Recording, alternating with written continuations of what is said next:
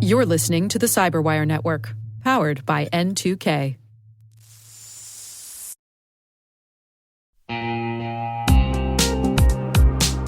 Do you know the status of your compliance controls right now? Like, right now. We know that real-time visibility is critical for security, but when it comes to our GRC programs, we rely on point-in-time checks. But get this. More than 8,000 companies like Atlassian and Quora have continuous visibility into their controls with Vanta. Here's the gist. Vanta brings automation to evidence collection across 30 frameworks, like SOC 2 and ISO 27001. They also centralize key workflows like policies, access reviews, and reporting, and helps you get security questionnaires done 5 times faster with AI. Now that's a new way to GRC. Get $1,000 off Vanta when you go to vanta.com/cyber. That's vanta.com/cyber for $1,000 off.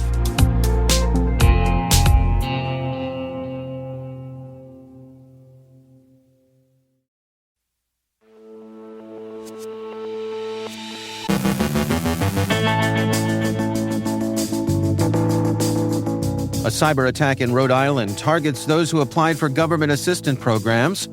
U.S. senators propose a $3 billion budget item to rip and replace Chinese telecom equipment. The Clop ransomware gang confirms exploiting vulnerabilities in Clio's managed file transfer platforms. A major Southern California healthcare provider suffers a ransomware attack. A leading U.S. auto parts provider discloses a cyber attack on its Canadian business unit. SRP Federal Credit Union notifies over 240,000 individuals of a cyber attack. A sophisticated phishing campaign targets YouTube creators. Researchers identify a high-severity vulnerability in Molvad VPN. A horrific dark web forum moderator gets 30 years in prison.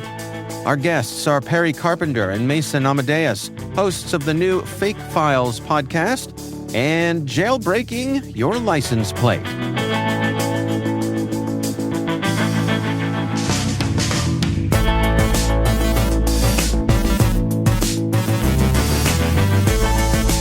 It's Monday, December 16th, 2024. I'm Dave Bittner, and this is your CyberWire Intel Briefing.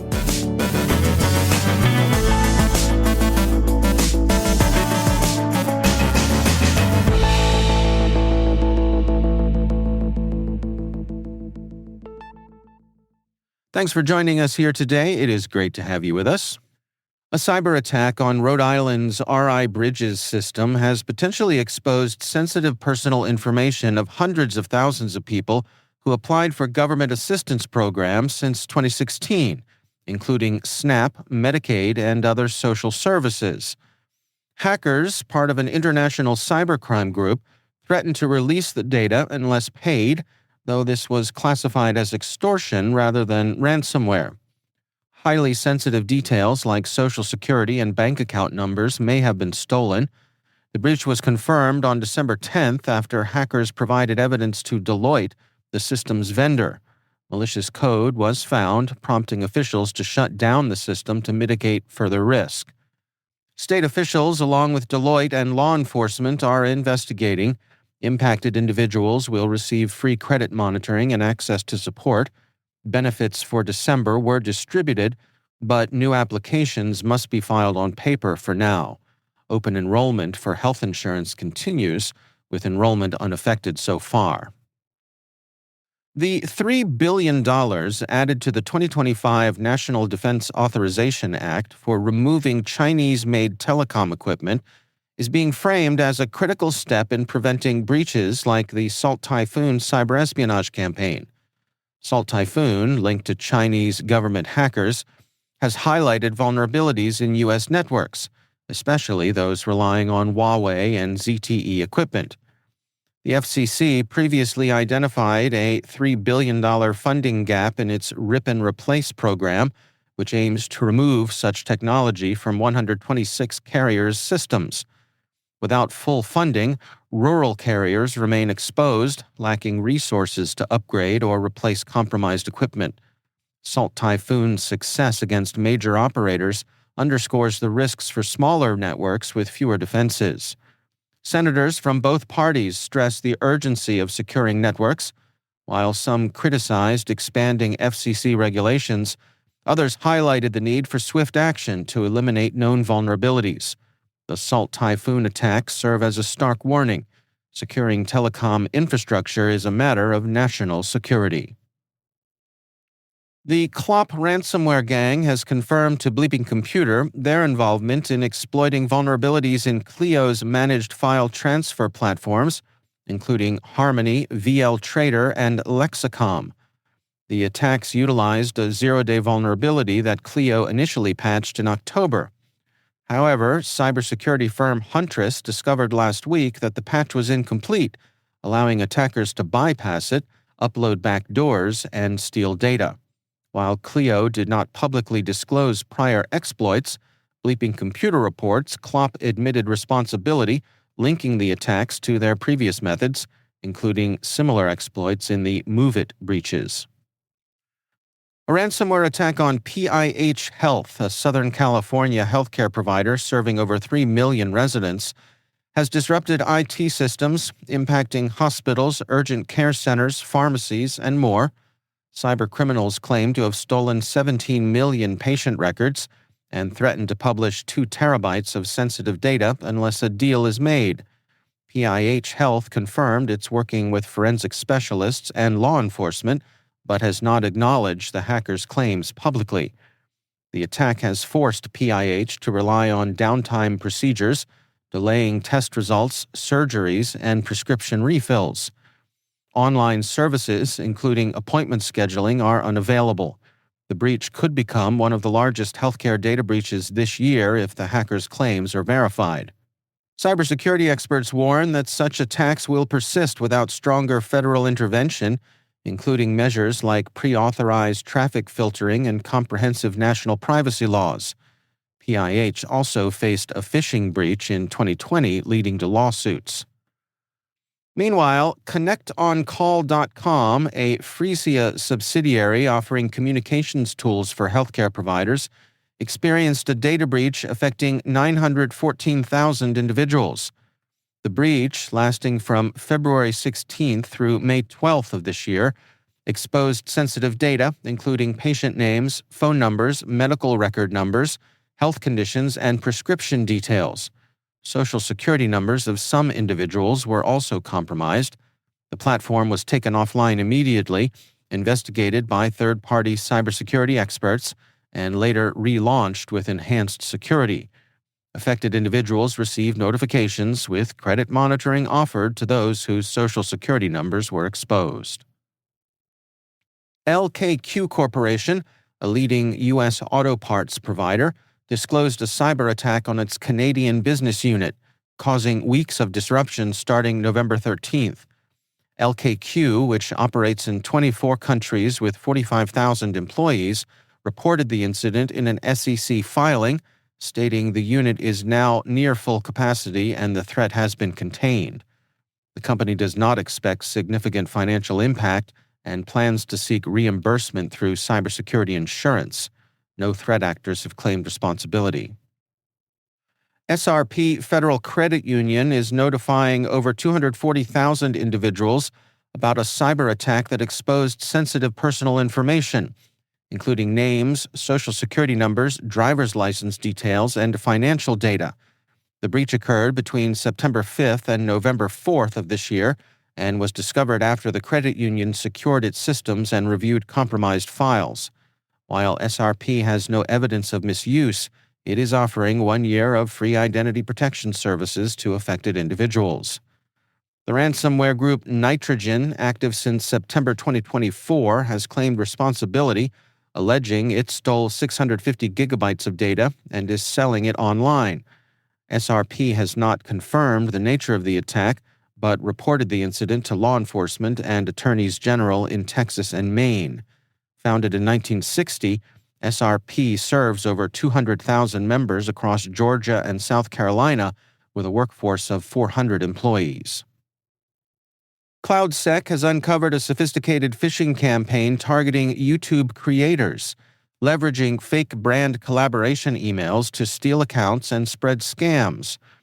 Scammers use specialized tools to scrape email addresses from YouTube channels and send bulk phishing emails via browser automation. These emails, posing as lucrative collaboration offers, include attachments disguised as contracts or promotional materials hosted on platforms like OneDrive, protected by passwords to appear legitimate. The malicious attachments often contain malware hidden within files.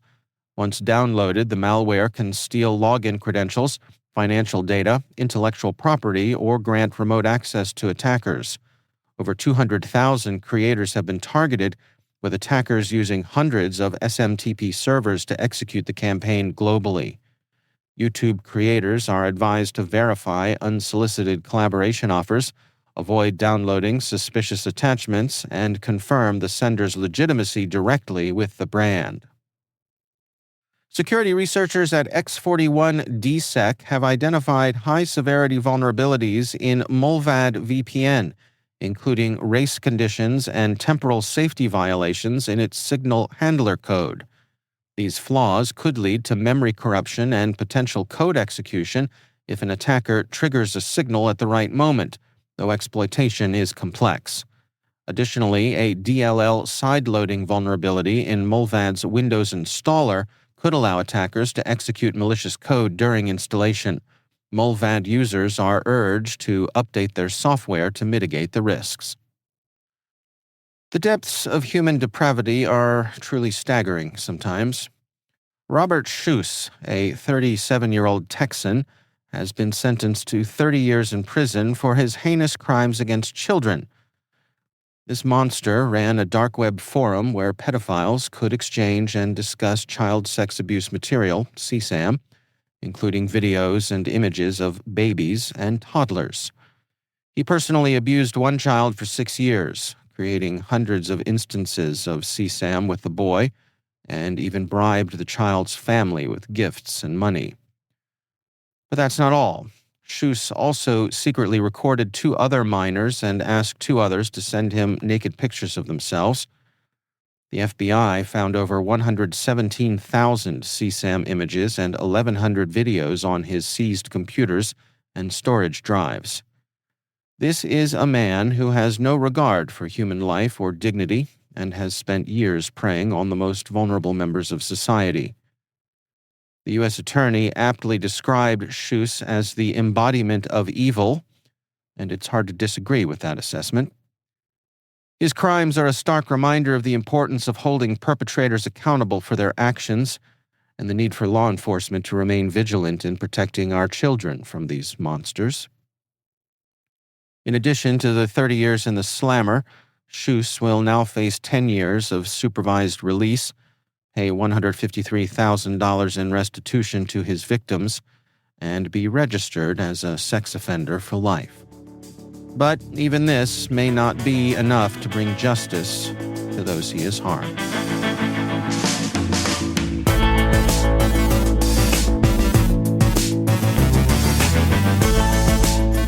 Coming up after the break, my conversation with Perry Carpenter and Mason Amadeus about their new podcast right here on the N2K CyberWire Network, the Fake Files podcast. And we'll talk about digital license plates, because sometimes even your car wants to go incognito. We'll be right back.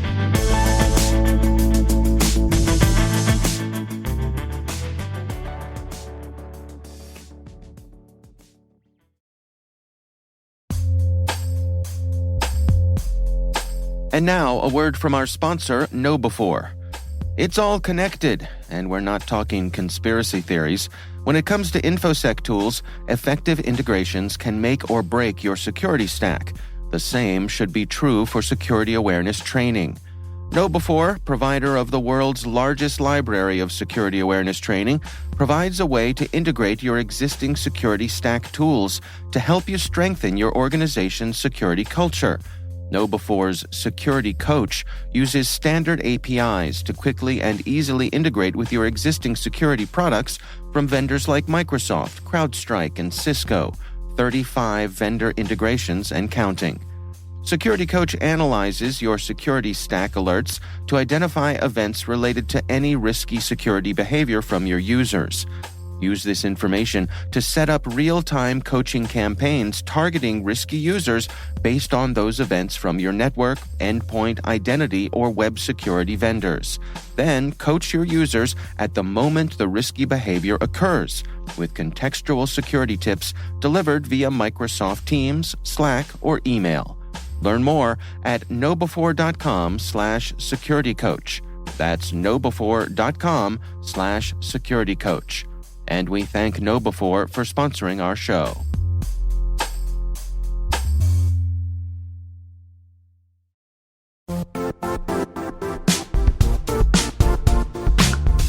The IT world used to be simpler. You only had to secure and manage environments that you controlled. Then came new technologies and new ways to work. Now, employees, apps, and networks are everywhere. This means poor visibility, security gaps, and added risk. That's why Cloudflare created the first-ever connectivity cloud. Visit cloudflare.com to protect your business everywhere you do business.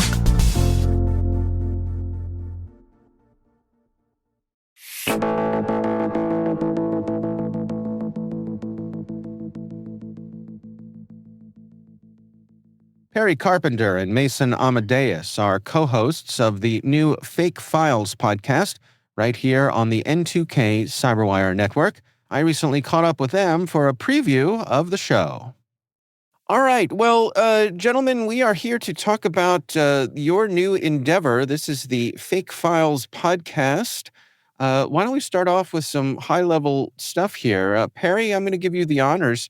Can you tell us what prompted you to take on this new podcast? Oh, nice. I don't know if that was an intentional pun, but you used the word prompt, which has to do with large language models, which has to do with AI, which has to do with the podcast. So I only wish I were that clever. You should still claim credit, so we can cut that part out. Sure. The thing that prompted it was I was in this mindset of trying to figure out like how to use my time, like we do when we hit this age.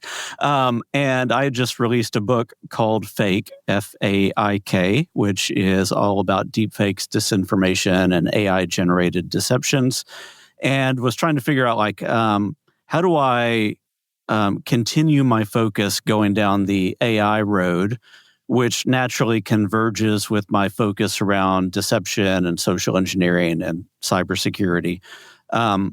And I was also trying to figure out, like, what do I do with this other podcast that I have, Eighth Layer Insights, which is all about the intersection of humanity and security or technology or whatever spin you want to put on that. But it's the human condition as it tries to deal with the fact that technology is rapidly advancing, and that creates a lot of interesting strain.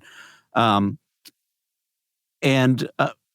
I was trying to figure that out, everything really started to come together because Mason, who is the co-host on another podcast that we have called Digital Folklore, and it was actually the creator of the name Fake for the book. He came up with that idea because we were talking about deep fakes and cheap fakes, but with this, there's AI in the middle. And so as I was trying to think about, like, how do I combine all these interests and make a sustainable thing that is going to be fun for me, interesting for other people to listen to. Everything came together in the idea of the Fake Files podcast, which is actually an offshoot not only of the book, but an audio miniseries, a 10-part audio miniseries that Mason and I did to follow along with the chapter structure of the book and to dramatize some of the stories. And it just seemed like by the time we got to the end of that, it's like, oh, this is a chemistry that we have and a way of doing things that could become very self-sustaining, even at a pace much faster than I was able to produce Eighth Layer Insights episodes. Well, Mason, for our listeners, can you give us a little taste of what we can expect here from the show? Yeah, absolutely. We're kind of exploring anywhere that AI intersects with humanity. So it's a very broad thing.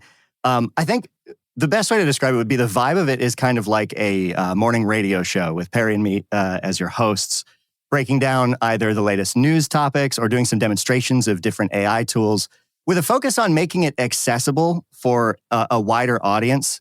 because my background in sort of creative media, a lot of digital artists right now are pretty contentious. Like a lot of the opinions around AI are very contentious in the art community as generative AI came on the scene. But a lot of people are just really scared to engage with the technology. And like a lot of my friends and colleagues just haven't even like used ChatGPT.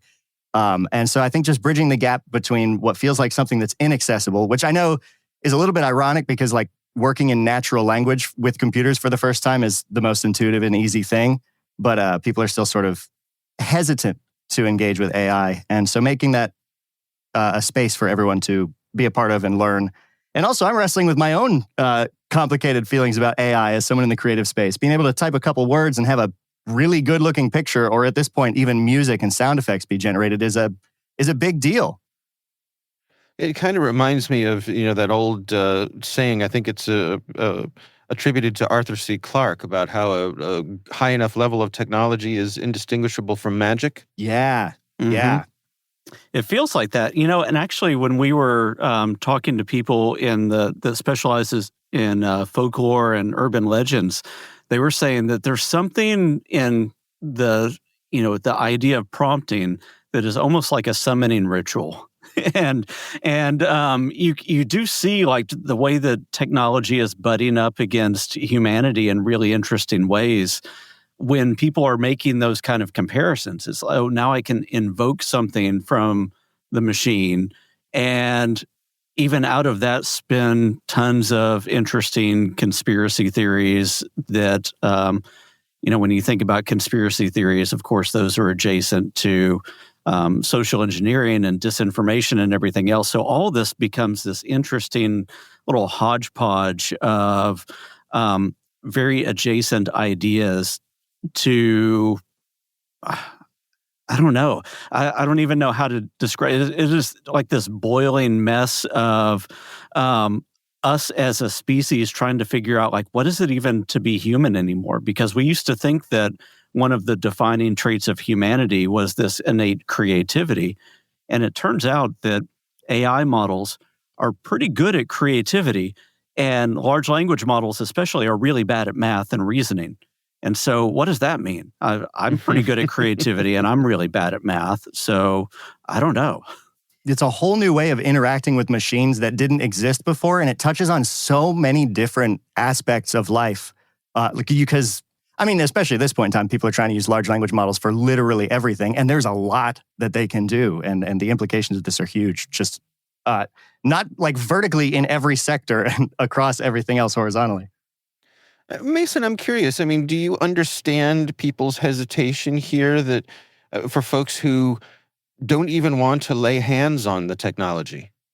Yeah, I think a large part of it's a social force, right? That like on Reddit, people are just writing polemics against each other, either pro or AI for reasons of like, oh, it's the death of creativity and job loss. And I can't help but think back to I'm not sure if this is true, but a common example of like when motion pictures first came out and people ran from the theaters screaming because it seemed so real. It's weird to live through a moment that feels relatable to that. Mm-hmm. And to have those feelings myself, I was hesitant to engage with AI tools at first. And I think it just comes from a fear because it's really most of the problems with it come down to capitalism and corporate greed and things like that, like the job loss that might come from creative professionals working in spaces that they're no longer needed to do, marketing or just simple graphic design or commissioned portraits and stuff. So there's like the fear of job loss. There's also just this questioning of, is every hour, every day, every year of my life that I've spent honing a skill just invalidated now because a computer can do it? And I personally, I've been doing nothing but sort of cook on this for a while. And what I've come back to and why I'm trying to embrace AI is that it's here. It's not going to go away. There's nothing you can do to stop that. And also, human creativity is innate and limitless. And the joy of creating something is not going to be taken away by the fact that you can generate something. That just becomes, it makes it more accessible for anybody to make a thing, but people will always value something that you spent time hand making. I don't think it actually takes away from creativity. But I am afraid of, I'm a little hesitant with this show to receive some backlash from my peers in the creative space because it's just so contentious. A lot of people, there are like Mastodon instances. The Mastodon art instance disallows AI completely. You'll just get banned. A lot of artist communities, people just suspect everything of AI and point fingers and say, you're not a real artist. You're just filling the internet with slop, or you're burning down rainforests or whatever if you use AI. And it's all just that, a lot of it's that sensationalist stuff, but there's also real reasons to distrust giant companies wielding this kind of power. And then there's also the ethical dilemmas with training data and consent and all of that. So I'm incredibly empathetic to it, but where I'm coming from now is that as an individual, the amount of control I have over that is minimal. So all I can do is try and engage and learn and stick around with it. And I've come around to really enjoying it. All of the imaging and sound design, all the transitions and the fake files are either 100% AI generated or hand-fully recorded by me. I thought that'd be like a little fun project to do, to play with generative AI as a source of sound effects. Yeah, and that's one of the defining things in the show is that we're leaning into the AI-ness because we feel like in these areas where things are blended is where people, I think, they feel like you're pulling the wool over their eyes if you use AI art or music or something like that. But in a show about AI, one of the things that we have to do is really understand the technology, keep up with the technology, and engage with it. I think in a dualistic fashion. One is to say, if I'm a good person that wants to be creative with it, how do I do that and how do I have fun? And so we give ourselves permission to have fun with it and to play with it and to make it part of the show and integral to the show. And then the other thing that we have to do is think about this from a security perspective and put on that hat and say, now, if I was a bad person and I wanted to be really creative with it, what could I do? And I think asking and playing in both of those areas is a really interesting place to be because not a lot of people are giving themselves permission to go really far down both of those roads at the same time. No, that's an interesting take. And I think it's the creative part can be kind of the spoonful of sugar that makes the security medicine go down, right? Exactly. Yeah. I forget who it was. Someone, when we launched Digital Folklore, accused us of trying to hide vitamins inside of candy, I think. They were like, that was Peter. Oh, that was Peter. That was Peter. Yeah. He was like, I thought that I was going to get this nice candy bar, and then all of a sudden he slipped vitamins in it. So we're doing that again. Yeah. All right. So your audience is warned. If you're not careful, you may learn something. You may get a green bean in there somewhere, too. You never know. That's Perry Carpenter and Mason Amadeus. The new show is called the Fake Files Podcast. You can find it wherever you get your favorite podcasts and right here on the N2K CyberWire Network.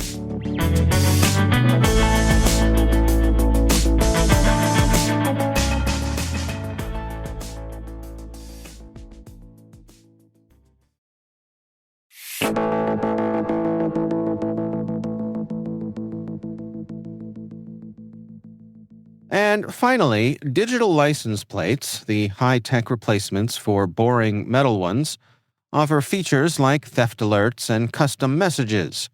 But security researcher Josep Rodriguez has revealed a darker side. They can be hacked. With a few tools and a little ingenuity, Rodriguez demonstrated how to jailbreak the plates, allowing users to change plate numbers at will. Perfect for dodging tickets or pinning them on someone else. Think James Bond or Kit from Knight Rider, but more petty criminal than Secret Agent or Supercar. By tweaking the plate's firmware, Rodriguez could swap out its display with just a smartphone app.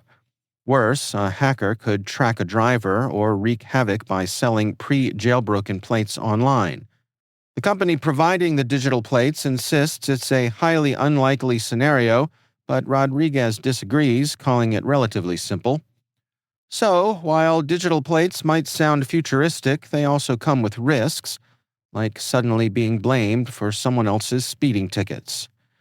Drive safe, and maybe stick to old-school metal for now.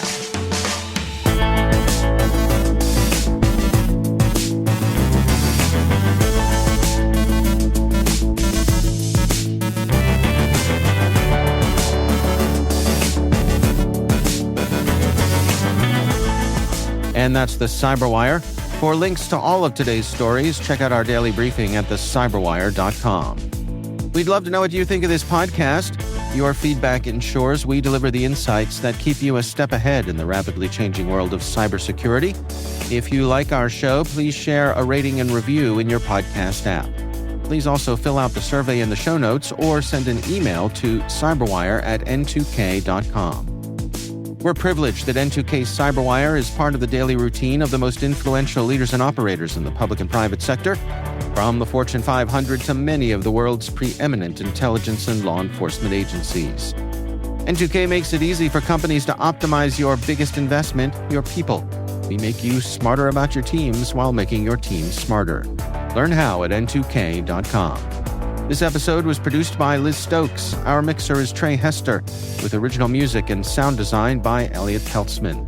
Our executive producer is Jennifer Iben. Our executive editor is Brandon Karp. Simone Petrella is our president, Peter Kilpie is our publisher, and I'm Dave Bittner. Thanks for listening. We'll see you back here tomorrow.